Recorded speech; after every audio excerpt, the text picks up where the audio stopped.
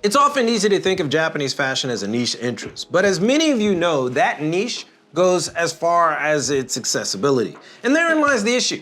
Japanese fashion for years has simply been inaccessible to a large swath of would-be fans. However, over time, that inherent inaccessibility has been broken down by certain pieces that transcended Japan's borders, achieving world-renowned fame and iconic status that made Japanese fashion globally recognized. What's up, everyone? I'm Reggie Casual, and today we're exploring 10 iconic fashion pieces from Japan that made Japanese fashion world famous. Let's get it. We start with Hinder Scheme's MIP series. While the uninitiated may see this as a niche within a niche, Hinder Scheme's MIP series helped catapult Japanese craftsmanship to a level that even the most casual fashion enthusiasts could appreciate. To be clear, the MIP series features artisanally crafted leather versions of iconic sneakers, including, but not limited to, the Nike Air Force One, the Adidas Superstar, the Air Jordan 4, the Reebok Insta Pump Fury, the Vans Slip-On, and the Converse Chuck Taylor All-Star. At first glance, it may seem like mimicry, but for those paying attention, it's actually a philosophical statement on mass production versus artisanal craftsmanship. Hinder Scheme stripped down the sneaker's essence, transforming what's usually synthetic and sporty into something worthy of a luxury boutique or an art gallery. The sneaker community paid attention, and to this day, Hinder Scheme is celebrated not just for its craftsmanship, but for the bold statement it continues to make. Because when you turn a sneaker into an art piece, people either get it or they don't. And Hinder Scheme made sure that everyone eventually got it. The Mastermind tee may seem like a simple design, a skull and crossbones, easily recognizable, perhaps even oversimplified by today's standards. You might even think, wait, y'all really like that kind of stuff back in the day. It's just the skull and crossbones, bruh. And yes, that's the point, because under that printed exterior lies the forerunner of every single high-end streetwear-inspired brand ever. Well before Hood by Air, Pyrex, Off-White, Palm Angels, Rude, Mastermind Japan stood alone with its bold logo tee signaling a new era in luxury streetwear. While brands out west were still printing on Hanes and Gildan blanks, Mastermind Japan was busy luxurizing streetwear, printing bold graphics on cashmere, oversized silhouettes, and premium fabrics. This wasn't just a t-shirt, it was a statement.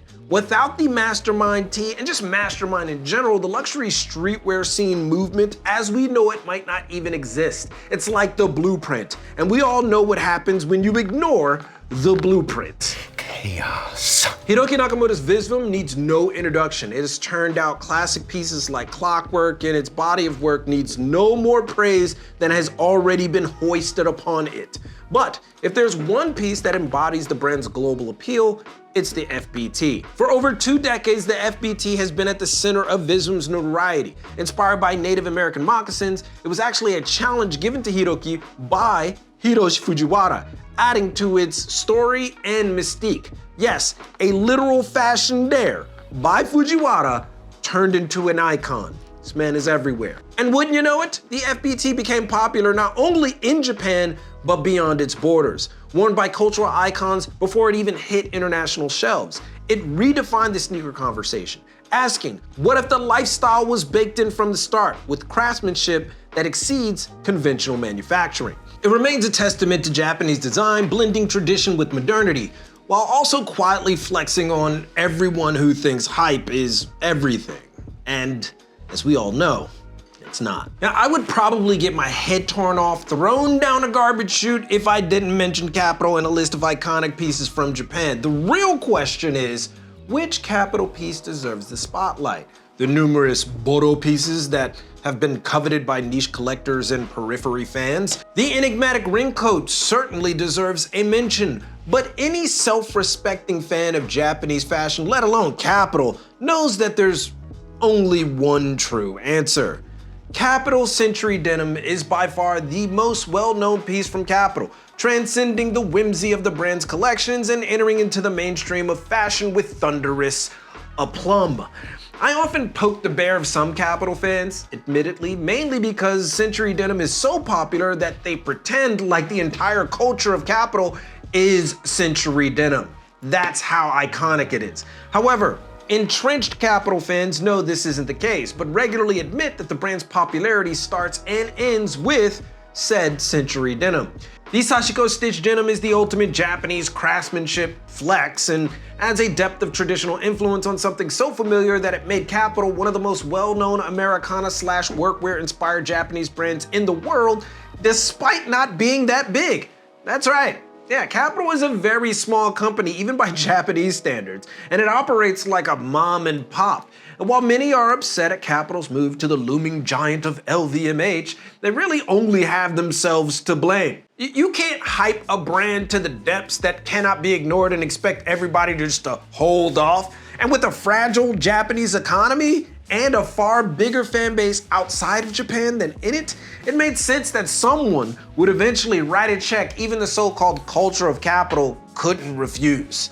Now, no need to worry though, there are plenty of brands in Japan that do very similar things as Kapital, just in case the move bothers you that much. That said, Kapital Century Denim remains an icon and certainly in the upper tier of Japanese fashion pieces that have made it world-renowned. In the world of high fashion, the names of Yohji Yamamoto and Rei Kawakubo loom large, and while their respective mainline brands certainly pack an undeniable punch, their prowess is revealed as more so compilations rather than that of a single definitive piece. Their contemporary, however, the late great Issey Miyake, is a different story entirely. The pleats please trousers are one of the most iconic pieces ever made in luxury fashion, and till this day continue to sell out every time they drop. Every single time. They are so popular that they are nearly impossible to get retail unless you are willing to brave cold winters, unbearably hot summers, monsoonish rainy seasons, or bogged down servers if you attempt online purchasing, and it's still not guaranteed. Perhaps no other piece on this list has had such an enduring legacy as pleats please trousers, and part of the reason is due to their transcendent adaptability, seamlessly fitting into a variety of fashion genres. From street looks to high fashion ensembles, pleats please trousers are a hit, and its variants are no exception. They too are received with unwavering popularity. And while Issey Miyake as a brand is truly remarkable, nothing has quite captured the same notoriety as the pleats please trousers, which is quite the achievement being how that the garment was literally just a standalone concept that was presented all the way back in 1993. The youngest entry on this list probably comes as a bit of a surprise, but this is one of those I actually witnessed this firsthand, so you get a Reggie Casual account. The Sacai LD waffle may seem like it doesn't deserve a spot on this list, but this sneaker not only catapulted the career of Chitose Abe even further than it already had been, it also revived Japanese sneaker interest abroad. Hell, I'd even say it revived interest in Japanese fashion as a whole. Before the LD waffle, Japanese fashion was still mired by its old Urahara image, one dominated by the likes of Bape, Neighborhood, Fragment, Visvum, and even Undercover to a degree. However, when Nike tapped Chitose Abe for the LD waffle, the conversation quickly changed. Many initially mocked the sneaker, claiming that Sacai was simply copying Virgil Abloh's The 10, not realizing that, if anything, the influence ran the other way. Because Sacai and brand runner Chitose Abe have been deconstructing garments, footwear, and adding energy to the runway since 1999.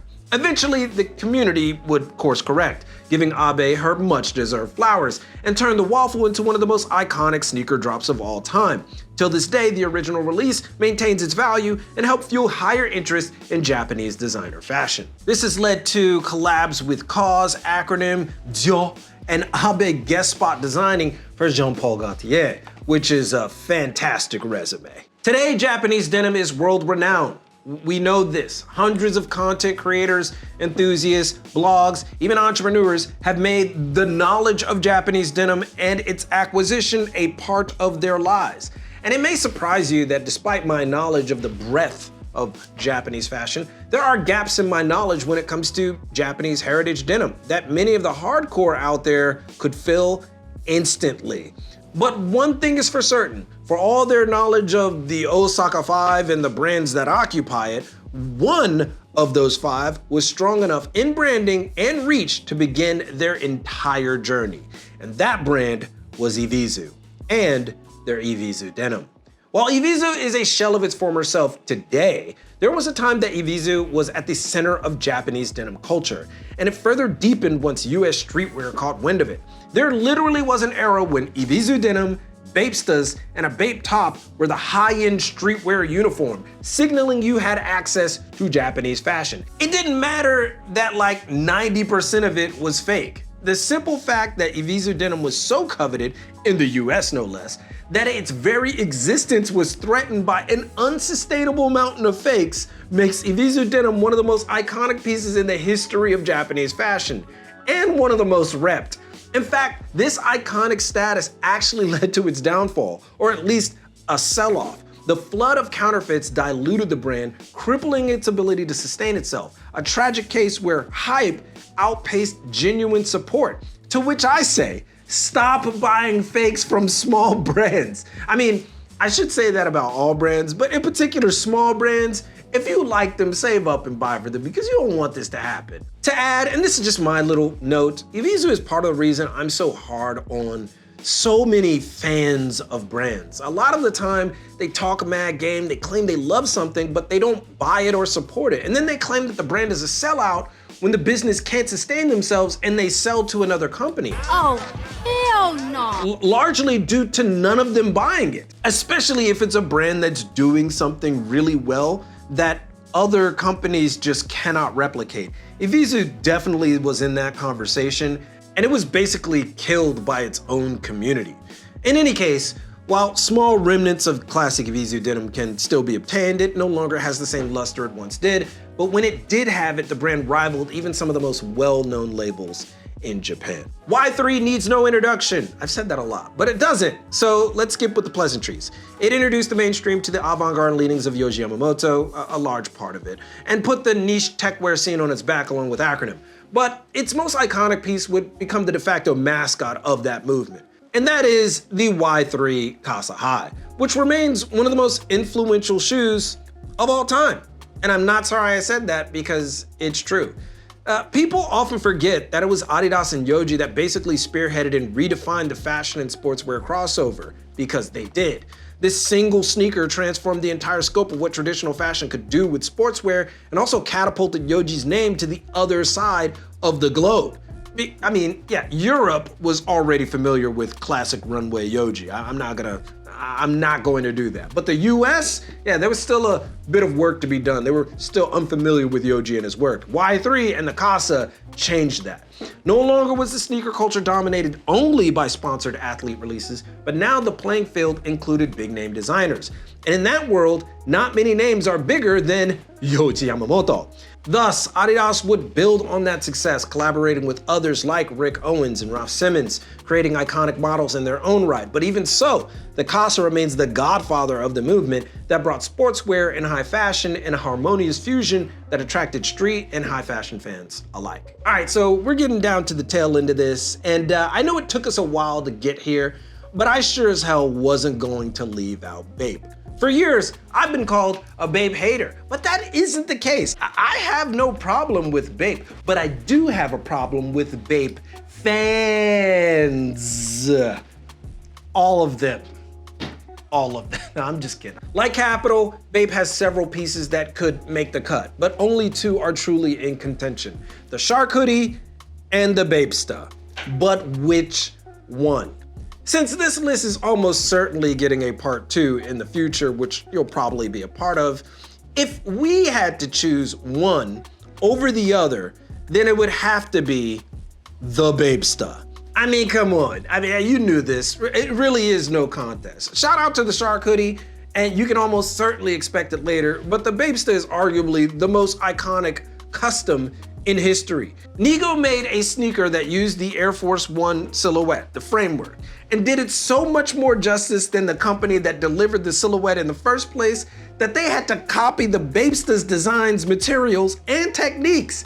That, my friends, is probably the biggest reverse Uno ever in fashion.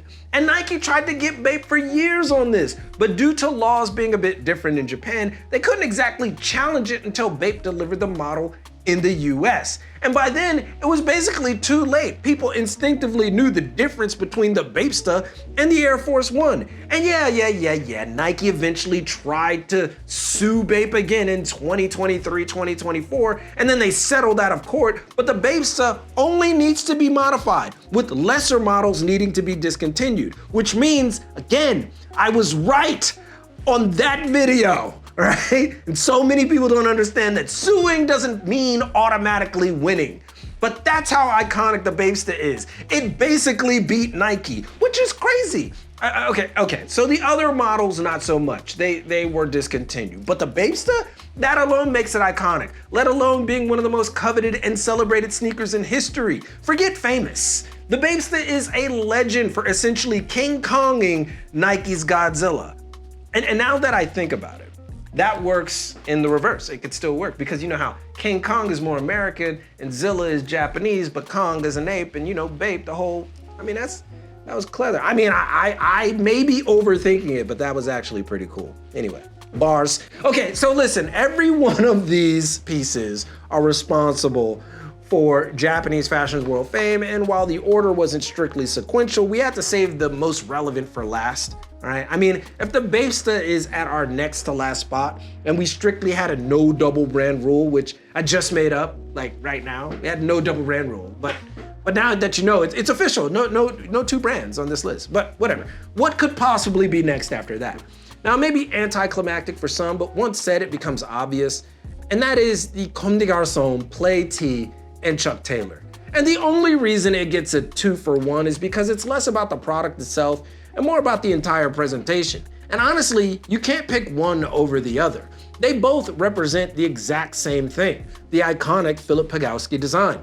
Now, there is certainly a love-hate relationship with the design by many. For some streetwear fans, it's a bad design. For designers, it's playful and refreshing, plus they respect the hell out of Pagowski. For high fashion fans, it's a deep dive into some obscure, intricate meaning, leading them to ask the question, what does this really mean? Well, to answer that, it means Ray liked it. That's it.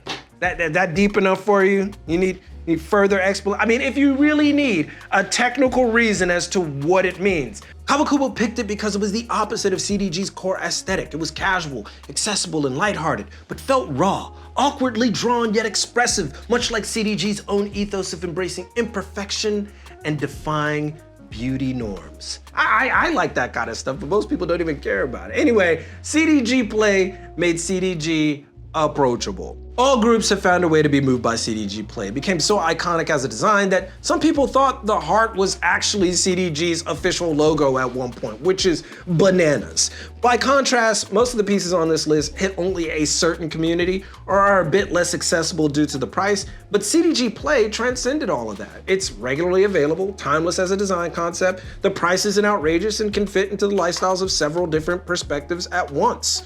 It truly is one of, if not the most famous fashion concepts from Japan. And it's not even designed by a Japanese person.